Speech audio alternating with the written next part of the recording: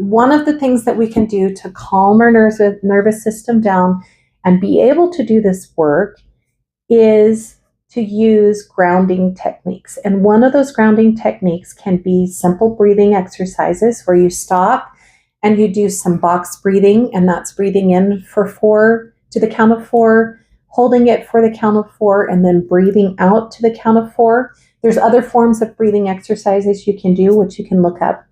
I also developed this bracelet to help me and you work through grounding when we're having those emotions start to rise, to bring our nervous system back to regulation and get it where it needs to be so that we can continue doing the work without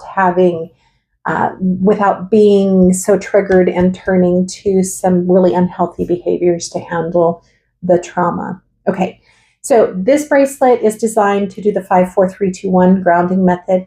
And that's 5, there's 5 beads on the bracelet sectioned off. Those 5 beads are to help me to remember to look around the room and find 5 things that I see. Then there's 4 beads, 4 things that I can touch. That's 3 things that I can hear, 2 things that I can smell, and 1 thing that I can taste. This bracelet is giving me a tactile way that I can touch the bead and I can focus on the environment around me, get myself regulated, get myself calmed down so that I can proceed with the work that I'm doing for my mental health. It also comes in handy any other time if I'm not doing mental health work and I'm just out and about and I'm experiencing anxiety, stress, overwhelm, panic, or if I'm having a really hard time focusing. This can be used for helping with ADHD.